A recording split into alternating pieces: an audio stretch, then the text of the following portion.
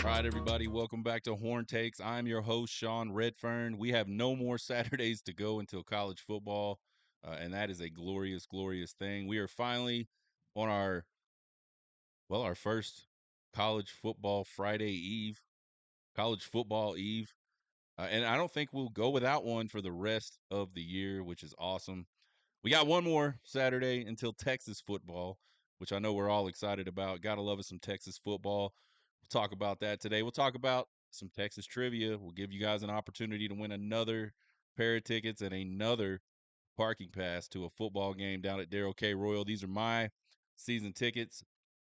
Really good, nice chairback seats in the lower level of the upper deck on the west side. Good seats, good view. Parking pass off of the Trinity garages, so you can't beat that. Real close to the stadium, easy to get in and out. We'll give that away today on Texas Trivia. We've already done tickets to the Colorado State game, and we've done tickets to the UTSA game. After today, we'll have two more chances to win. You can win tickets to the Mississippi State game, which will be the first SEC game at Darrell K. Royal and Texas's first SEC game, period, which that's kind of cool. Plus, I think it'll be a kind of a cool opponent. I think the last time Texas played Mississippi State was in the Cotton Bowl, maybe 1998. I think the year was actually 1999, but it was the 98 season. Ricky Williams just ran all over Mississippi State. That was a good time. So that'll be nice to kind of renew that thing. Hopefully they don't bring their cowbells. I don't think you can bring cowboy bells in Darrell K. Royal. But nonetheless, and then an opportunity to win tickets to the Kentucky game at home later on this season. So we just won't be able to make those games. We live way out of town. So I thought, man, if I can get some people engaged in the podcast, engaged in the YouTube channel, and give away some tickets that I'm not going to use anyway, win-win right there. We'll talk a little bit about Texas recruiting momentum. It's kind of been under siege these last few weeks. It's kind of sparked some debate on some of the message boards. We'll talk a little bit about that. And then we'll do our preseason offensive and defensive MVPs. We did it last year for the first time. Got them both wrong. That's the way football goes, right? And then we'll talk about the college football storylines that I think are really interesting and I'll be following in 2024. Check us out on Twitter, TikTok, and YouTube. Listen to the podcast if you don't like to watch things on YouTube, or maybe you just travel around in a car a lot. We're on Apple, we're on iHeart, we're on Spotify, or you can go to horntakespodcast.buzzsprout.com. You can subscribe there, get all the podcast updates from there. So you don't have to watch us to support us. We appreciate that. It is now 0 week, and although I'm really excited about 0 week, I kind of got to sit back and wonder, why the hell do we do 0 week? Like, why do we do this? Uh, on one hand, it's exciting because college football is back. It signifies the fact that college football is back. But on the other hand, the lineup is always awful. There's never any good games. I don't feel like I mean the best game on Saturday, unless you're a fan of one of these teams, and if you are, you're probably not listening to this podcast. But if you're a fan of one of these teams, if you're not a fan of one of these teams, the only decent, like halfway decent game worth watching is Florida State and Georgia Tech, and that's only. I mean, Georgia Tech kind of got that big win against Miami at the end of last season. Florida State obviously missed out on the playoff and went and just got absolutely trucked by Georgia in their bowl game.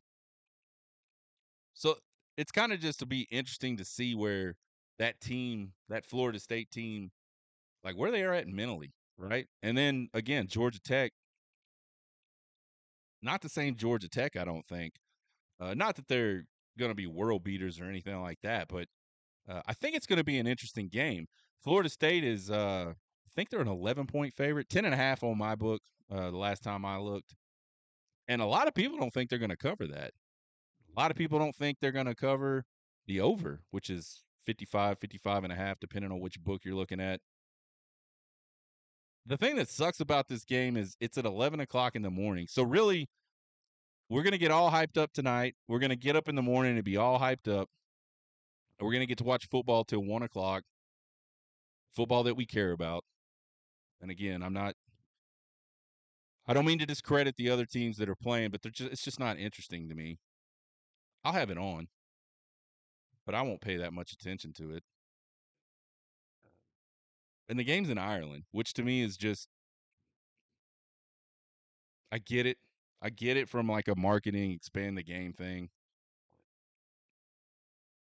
but it really just seems ridiculous to me. I mean, I think they've done this a few times now, overseas, maybe like the last couple of seasons, a couple times over the last few seasons. I'm not exactly sure.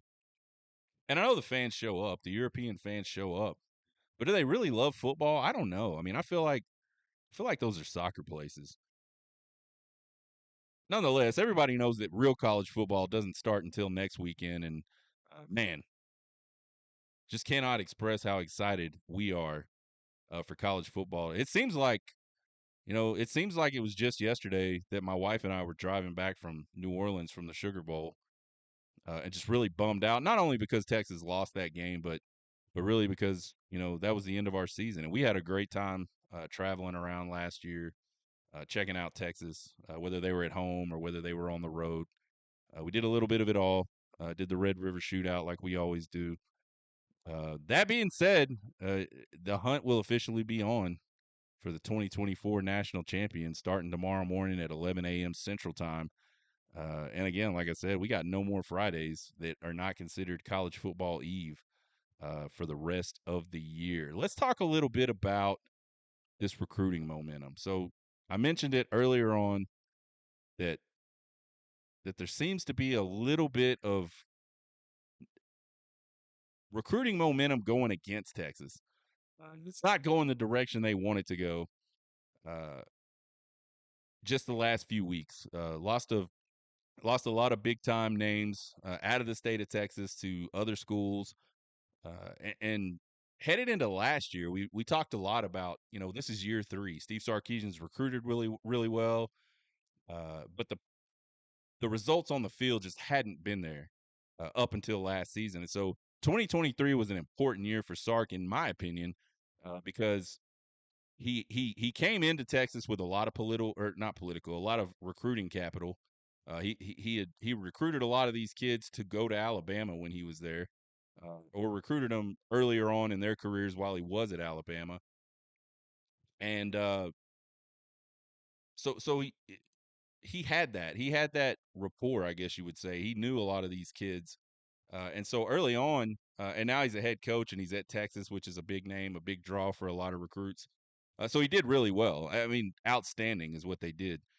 Those first couple classes, those first two SART classes, 100% SART classes, they did really well. But we kind of thought, if you don't go out and do something with that on the field this year, you're going to start to see an uphill battle with recruiting. And I felt like if they did go out and have a good season, and to me, what I said was, win the Big 12 for sure, or at the very least compete for the Big 12. Like if you don't compete for the Big 12 in 2023, you got a problem. I think you're going to lose a lot of guys. It's going to start to get a lot harder for you to get your foot in the door with guys. Uh, Luckily, they won the Big 12. They go into the college football playoff. They go 12-2. Just a really great season for Texas last year, especially when you look at the last decade plus at Texas. Just a lot of hard times for Texas fans and for the program in general. So, uh, they were starting to build a solid roster. They had the pieces in place to go have some on-field success, uh, and they absolutely needed to put that together on the field, and they did. We talked about it: 12-2, college football playoff, Big 12 champions. Uh, Man, you look at the guys that got drafted off that team. I believe it was a record draft class for the University of Texas, 18, 14, something. I don't even know the number. It's a lot of kids. So they did all those things they needed to do.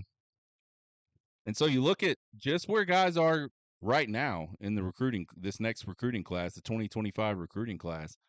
7 of the state's top 10 are headed somewhere other than Texas. And that's only if Texas lands Terry and Williams, the kid out of Galveston Ball, and then the athlete out of I forgot exactly where he's from, but 5-star number one athlete in the country, number one athlete in the state for sure. they'll be 7 out of 10 gone if they get those two. So right now they have one top 10 in the state of Texas committed. And I think it's kind of a valid question to wonder what's going on there. This has sparked a lot of debate on message boards. The one I'm on, Horns 247, I've been having some debating. You would call it debating. It's mostly been I mean, to be perfectly frank, it's mostly been me voicing a different opinion than 90% of the people on that board, and then I don't know, maybe 2% of those uh, being jackasses. But that's okay. It's the beautiful thing about message boards. Nobody knows who you are. You can say whatever you want most of the time, and a lot of people do. But I think it's a valid question. I think coming off of all those things, and granted, it was just one season. I totally understand that. And I understand that the schools that have swooped in and taken some of those guys, there's some pretty good reasons for it. A lot of them are going to Alabama. A lot of them are going to Ohio State. You got Oregon. Oregon is NIL, money whipping people like it's going out of style. It's been reported. At first, it was just kind of a conspiracy theory. Now it's like been reported. Yes, Phil Knight is like dropping bags of cash off to their collective to make sure that they can put together a team to win a national championship before he moves on. He's old. He wants to see it. I don't blame him. He's got the money. Why not do it? Right. So, and by the way, I'm not hating on them throwing bags of money at people at all. That's part of the game today. So people shouldn't see that as a negative thing, and people shouldn't take that as me being sour grapes or anything like that, because that's just not the case. Ohio State tradition of winning the last, over the last decade or so. Alabama is Alabama, obviously. Um, so so there's still those things. There's reasons why these guys would want to go to other schools. I totally get that. I just kind of really expect, and maybe all this, maybe my opinion of this just comes from my expectation of how it would go. Uh, but given all of these circumstances, just the season that Sark put together, the roster he's been able to build, the guys they put into the draft last year, developed and put into the draft. Man, I really just kind of expected this year to be just a really big year. Uh, I think it's a complicated topic. I don't think there's any one right answer. I don't think if you're concerned about it, you're right 100%. I don't think if you're not concerned about it that you're right 100%. I think there's a lot of there's a lot of stuff to talk about when you talk about recruiting, and a lot of times it can get conflated, and people just start talking past each other, and that's okay too. All that being said, I mean Texas currently does have the 14th ranked recruiting class with only 16 commits, so they're probably looking at, I would guess, I haven't looked at the numbers lately, but I would guess they're going to be anywhere between 20 and 25. So they got some more guys. They got some more guys that they're going to add to this class. I think it'll certainly be a top 10 class. You look at most of the classes ahead of them. They they're not that far behind, and B, a lot of those teams already have almost full classes. They're looking at one or two more guys maybe.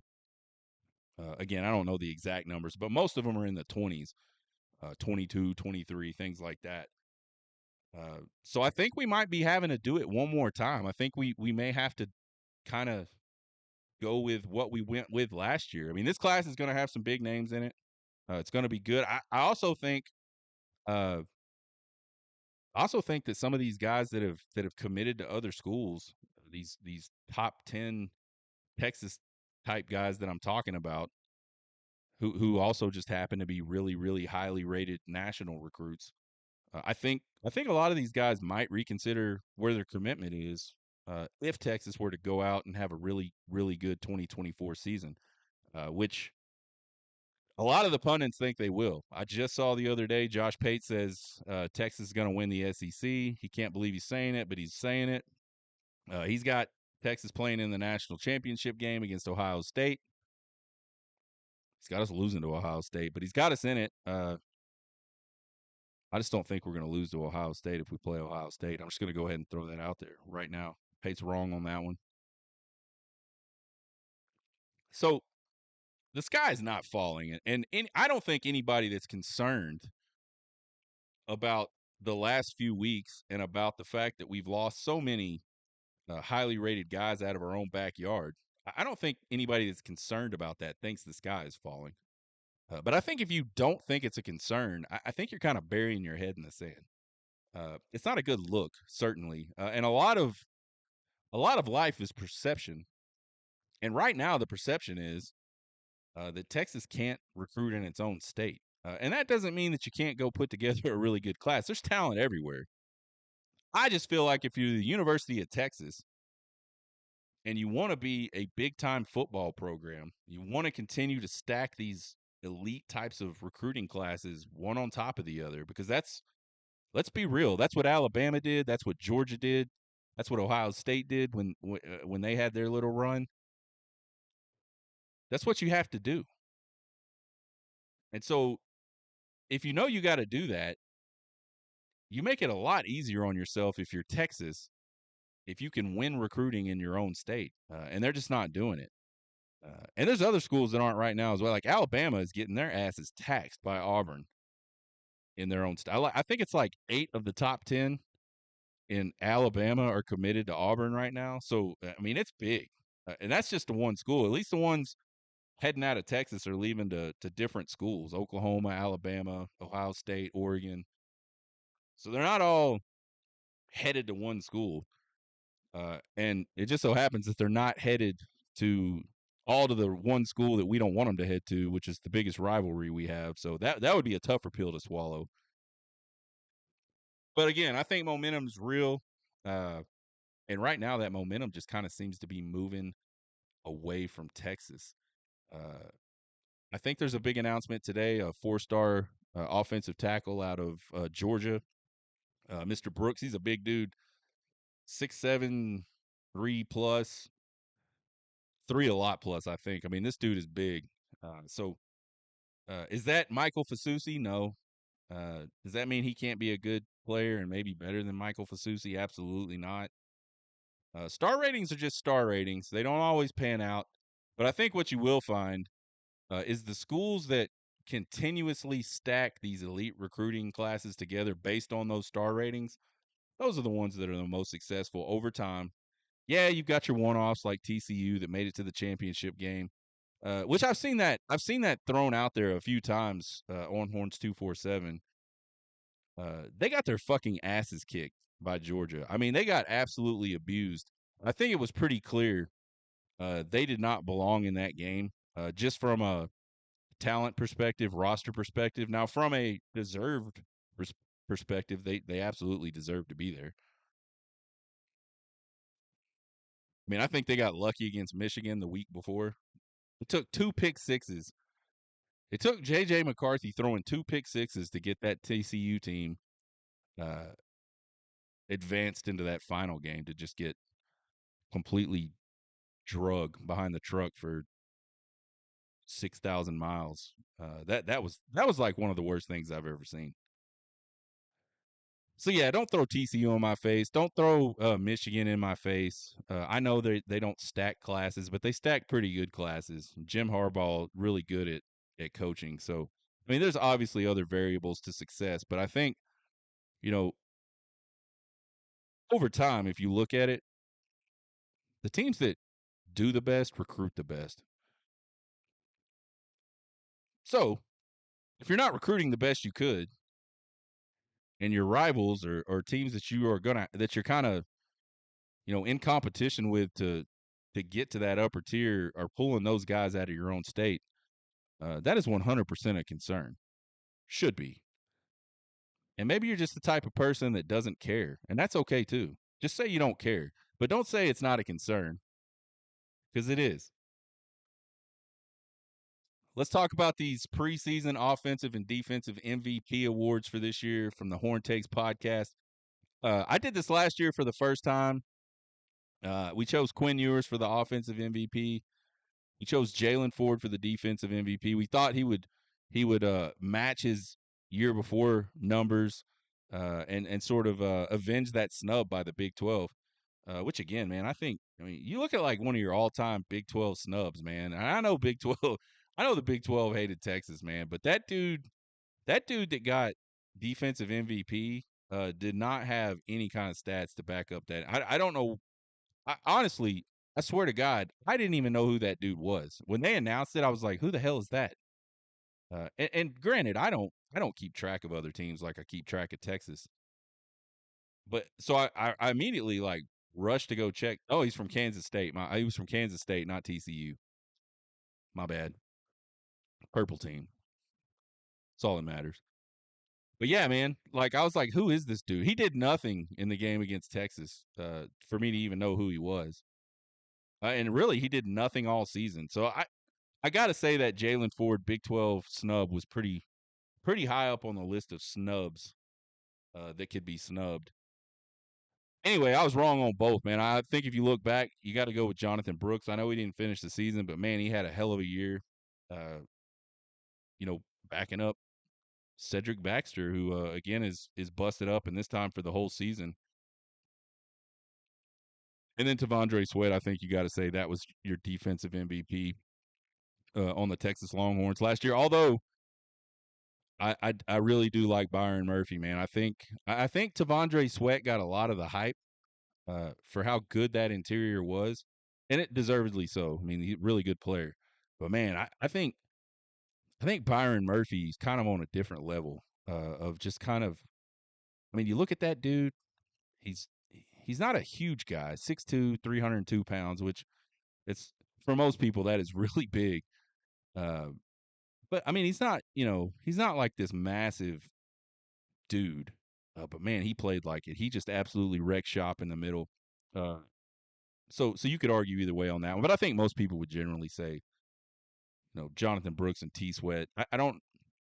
You probably got some people out there that would still give it to Ewers. Uh, I just don't see that, man. Because guess what? We were able to win 2 games without Quinn Ewers, and so I think. I mean, I'm going to say something that kind of contradicts everything I'm about to say, or everything I have said. But I don't think I think if the QB is your quarterback or the QB is your MVP, I don't think you win games without him. And it's not like we won games with defense in those games. We scored quite a bit of points in both of those games. So I don't know, man. You could argue all this either direction. Let's look at these offensive guys, man. The offense on this team in 2024 is just completely. It's actually embarrassing how much this offense is just oozing with talent. Uh, some of it's banged up now, but you look at it. You start off. You got. I mean, I think if we were talking like before fall camp, a lot of people would throw C.J. Baxter's name out there as a guy who could be on this list. You got Jaden Blue, who was a guy I am really high on, have been really high on. I think he's better than Cedric Baxter. I have no idea why Cedric Baxter was penciled in as the starter anyway. And I'm not hating on Cedric Baxter. I think he's a really good back, but he's not Jaden Blue in my opinion. Isaiah Bond, transfer wide receiver from Alabama. Matthew Golden, transfer wide receiver from Houston, is a guy that has scored touchdowns in the passing game and in the return game. You got Silas Bolden, who scored touchdowns in the passing game, the return game, and the running game.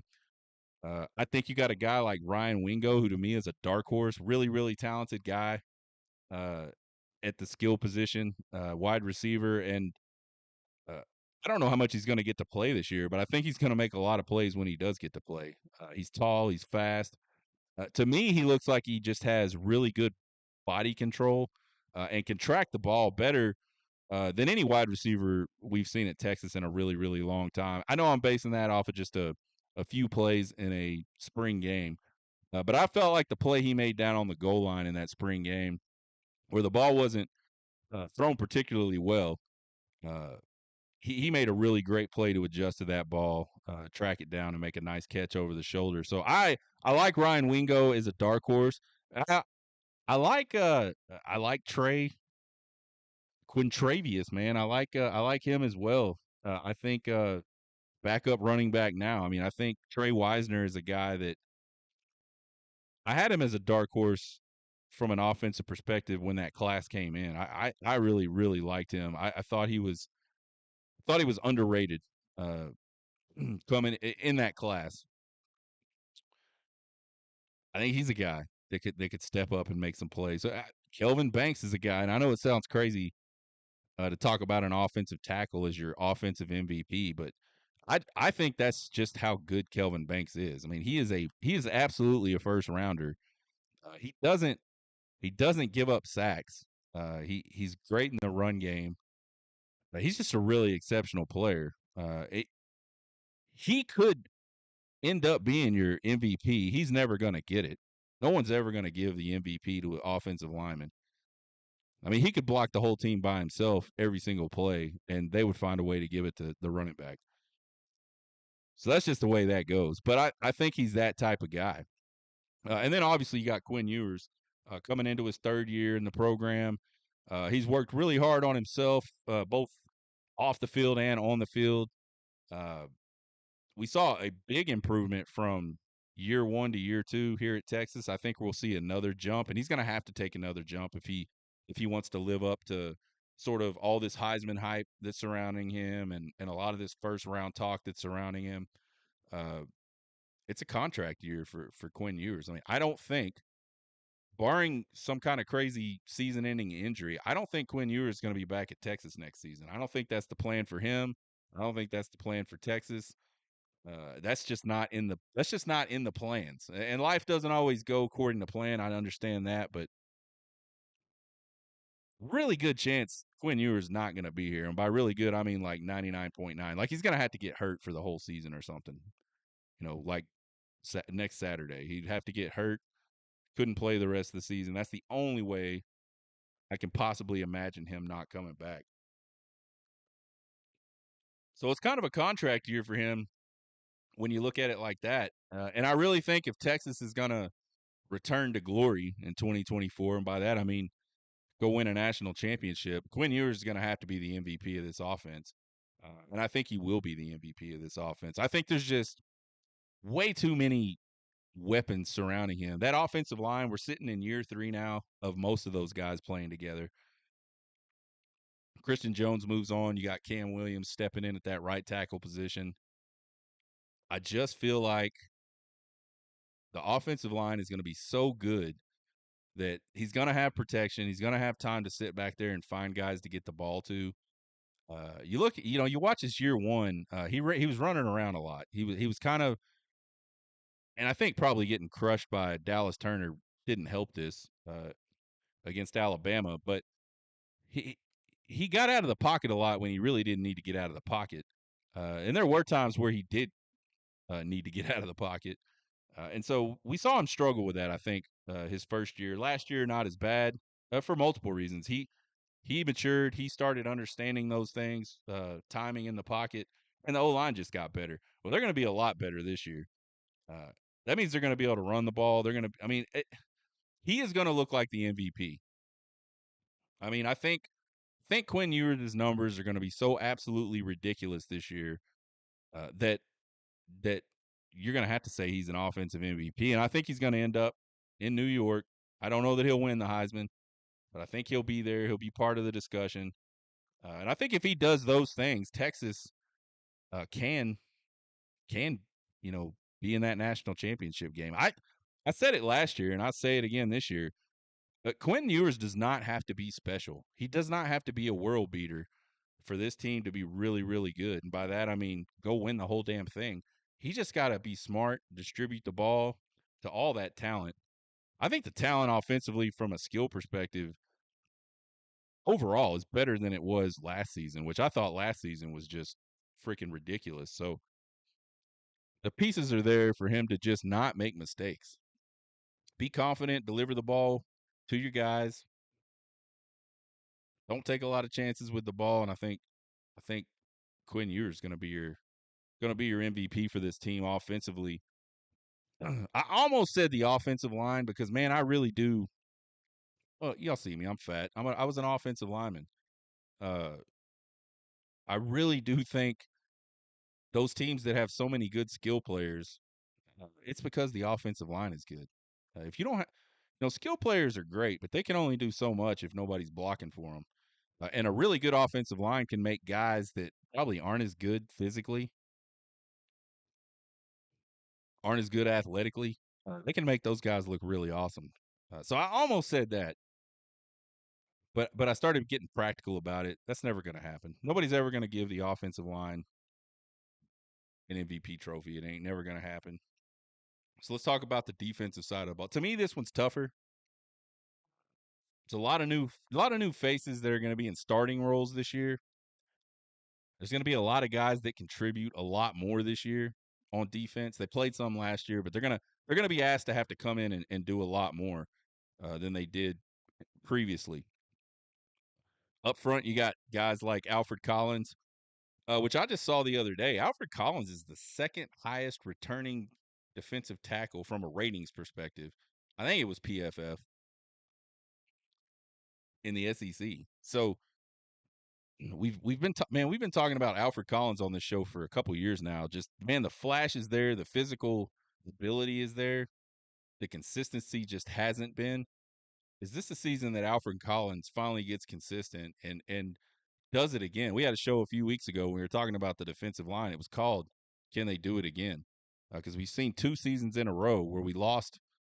Well, 2 off seasons in a row where we've lost guys to the draft. The 2 starting guys in the interior, both off seasons. And last year they came out and just really surprised everybody. I mean, the hand wringing about the defensive line. I'm not saying it wasn't uh, without merit to be concerned about the interior defensive line. But if you if you look at what they did last season compared to what people thought might happen, man, just night and day. Can they do that again? Can a guy like Alfred Collins sort of step up and be a Tavondre Sweat or a Byron Murphy? Ethan Burke is a guy I think if he can stay healthy. He had a pretty good season last year, 5.5 sacks, made a lot of big plays as a sophomore, and he did most of that.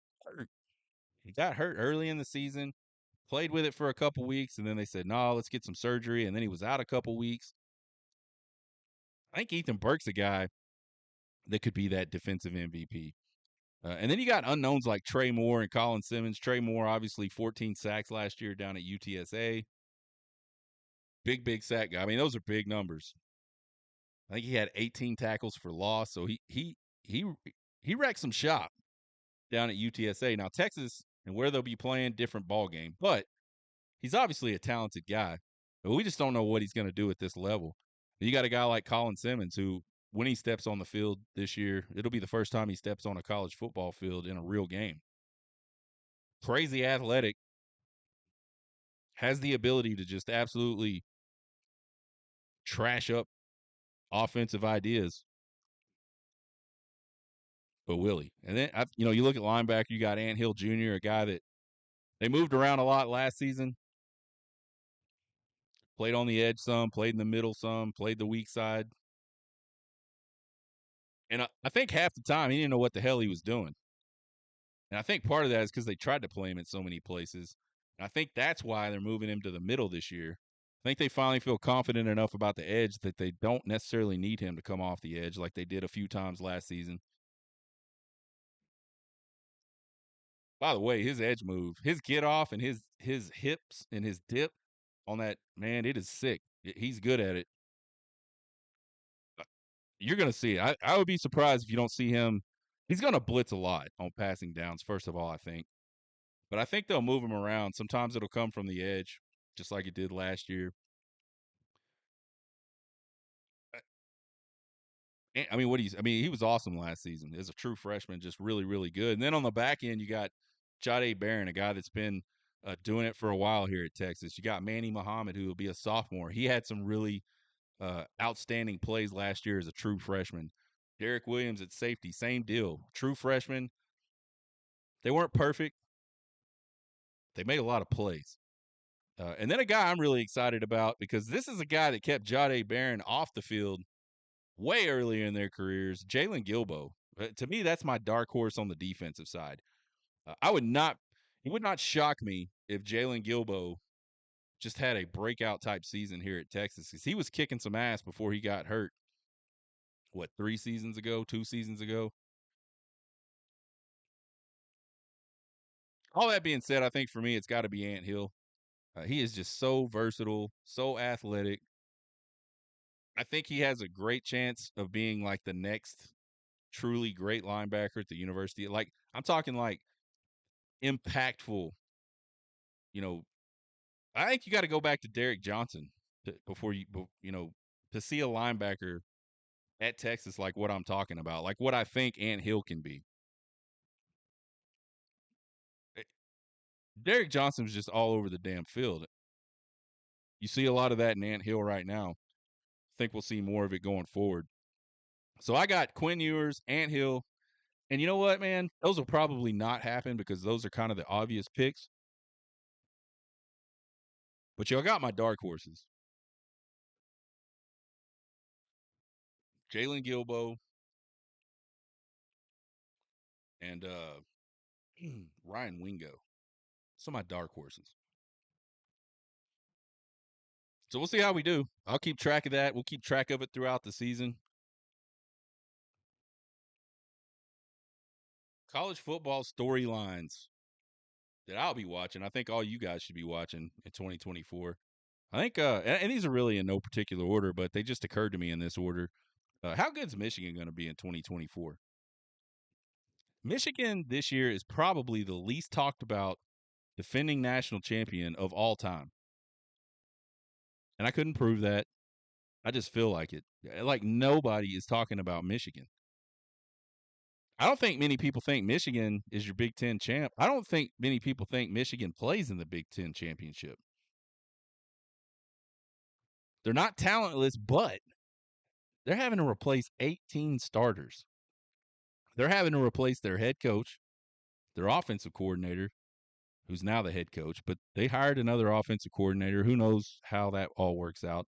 And a DC. Point is, not only did the players roll over, the staff rolled over, but this Michigan team is going to have plenty of opportunity to prove how good they are, especially early on. Texas headed up there September 7th. I'm excited about going. I am excited about going to the big house.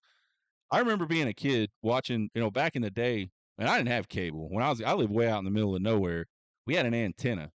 We had one of those big ass antennas that you had to get a pipe wrench to turn to get certain channels.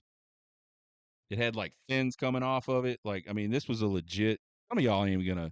If you're young and you're listening to this, you probably have no idea what the hell I'm talking about. But you older folks, especially ones that have lived out in the sticks, y'all know exactly what I'm talking about. But there wasn't a lot of football games on Saturdays back then. And one of the games, one of the teams that was on a lot, I remember a lot from my childhood was Michigan. And that stadium, man, is just awesome. So I think from a stadium perspective, this is the most excited I've been to go to a on the road stadium, a visiting stadium, or be the visitor at a stadium, probably since Notre Dame in 2015. So I'm pumped.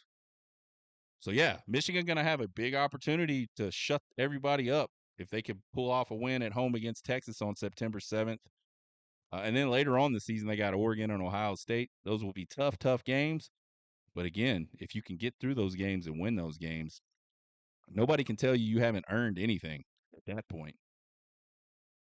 So Michigan, how good are they going to be? Are they going to pull a 2010 Texas Longhorns and just absolutely suck?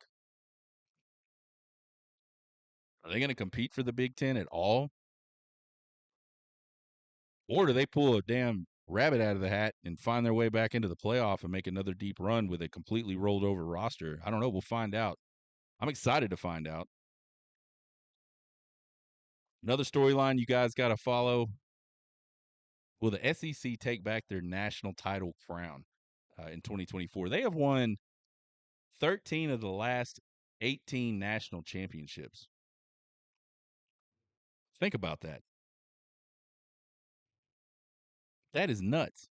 Alabama, by themselves, won as many national championships in the last 18 as all the non-SEC teams combined that have won a national championship over that period. That's just Alabama. SEC won 4 straight until Michigan came in and won it last year. Clemson was the last team for Michigan to win a national championship outside of the SEC. Now they've added Texas, they've added Oklahoma. Those are a couple of strong horses. More fodder to throw at the rest of the country, right? I think with the playoffs expanding to 12, there's going to be a lot of SEC teams get in. So obviously, the more numbers you get in, the better opportunity you have to win it. I think the only other conference that even comes close to being able to do what the SEC can still do and what they will do and what they will put into these playoffs is the Big Ten. They got Oregon, UCLA, USC, and Washington. I think moving to 12 kind of makes it more difficult on the individual teams, though. Now you got to win 3 or 4 games instead of 2. More games means you got more injuries, more likelihood that you're going to have injuries. And let's be honest, Florida State did not get into the playoff last year because they had so many injuries and nobody thought they'd be able to compete in the playoff.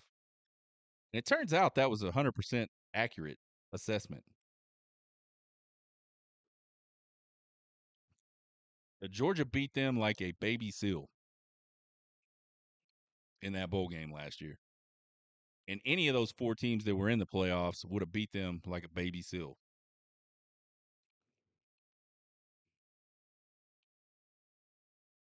I think for the SEC, you're looking at teams like Georgia, Texas, Bama.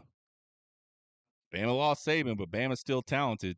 And then you got Ole Miss, Ole Miss won the transfer portal last year. I mean, Ole Miss has like an MVP roster right now. I think those are your 4 best shots from the SEC. And then I think you got a tier like LSU and OU. I think they have talented rosters. They're replacing QBs though, but you never know how it's good. It doesn't always go bad. I think Tennessee's a team that could be dangerous out of the SEC on a national level. There's a lot of really tough teams, a lot of really good rosters, a lot of good coaches in the SEC. The other thing you got to look at is how that bracket falls. I don't know exactly how it works, but I'm sure there's an opportunity, just like in baseball, for them to cannibalize each other in this 12-team playoff. Maybe give another team an easier road. We'll see what happens. Another one I think is interesting. Who wins the new Big 12?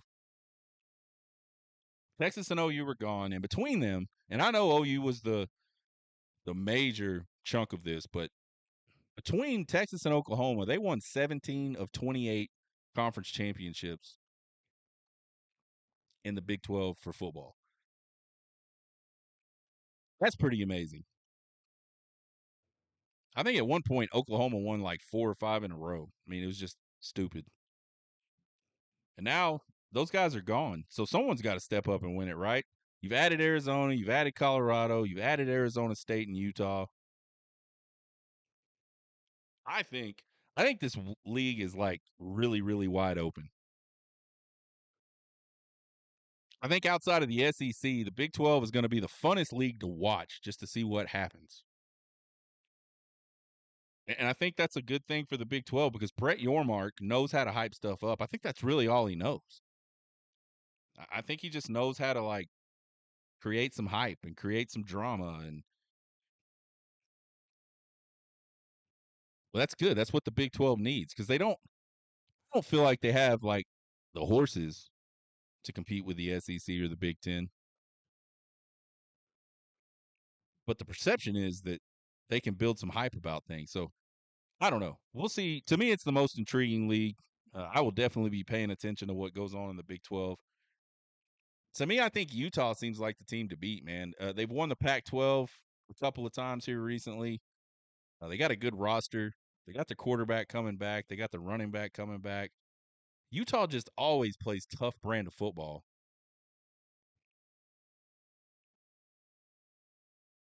It would not surprise me at all if Utah wins it. And then finally, and y'all know I got to talk about this because y'all know. I mean, I've been talking about Coach Prime and the Buffs for a couple years. And again, I don't think any of this is unfair.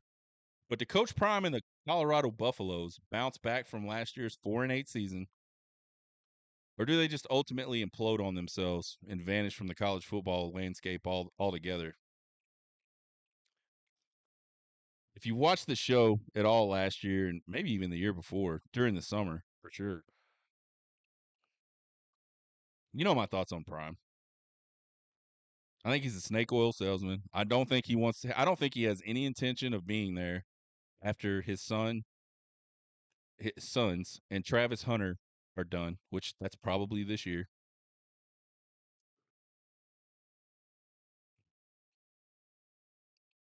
I think he's all hype. I don't think there's any substance there.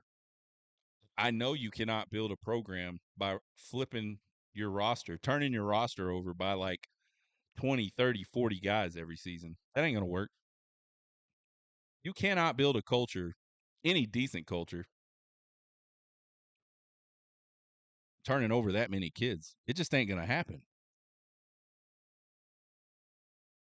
I don't know if they'll go 4-8, but I think they're going to still get busted up in this new Big 12. I don't think they're going to have a very good season. It would not surprise me at all. And I'm not predicting this, by the way, but it would not surprise me to look up and see San Diego or South Dakota State University, or is it North Dakota State? Whichever Dakota State University they're playing, North or South, beats them in week 1. Would not surprise me.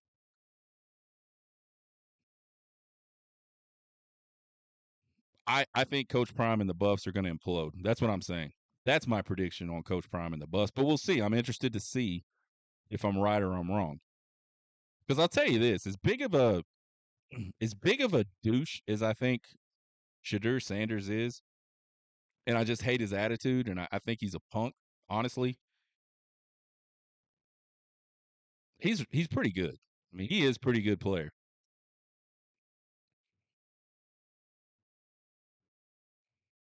Outside of his attitude, like I don't have any reason to not want him to be successful.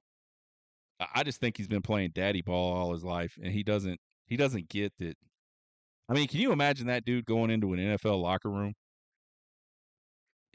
There's no way anybody will respect him. None. So those are my 4 sort of college football storylines that I think you guys should follow. I'm definitely going to follow them. Next week, we got game week, man. We will be previewing Colorado State. That show will be next Friday, I think. I hope. I got business travel next week. And after the first week of the season, we'll be back to Monday, Tuesday, Thursday, Friday. Don't forget about our Texas football giveaway. And folks, I forgot to do Texas trivia, so let's stop it and do a little bit of Texas trivia. So we're giving away a pair of tickets and a parking pass to the ULM game right now. How this works is I'm going to ask a trivia question. I'm going to post this video up on YouTube sometime this afternoon. You're going to go watch it. You're going to correctly answer the trivia question in the comments on the YouTube video. And the first person that does that is going to win a pair of tickets to the ULM game and a parking pass to the ULM game. So here's the question. What 2 Texas Longhorn greats are tied for career interceptions at Texas? And how many interceptions did they have? So it's a 2-part question. Who are they? And how many interceptions did they have? Find us on Twitter, TikTok, and YouTube at Horn Takes. Give us a subscribe. Give us a follow. Get notified. Like our content. I know it's been slow over the summer, really since baseball. But now we're in football mode, and I grind hard during football mode, so won't cost you guys a thing to do any of those things. And I would obviously appreciate the support. You can email me at horntakespodcast@gmail.com with your questions, comments, concerns, and criticisms. I love them all. I really do love questions. I had a stretch for a while where there was a lot of guys sending me questions. I would like to get that going again. All that being said, you guys have a good weekend. Enjoy college football tomorrow. I know we are. You guys get hooked.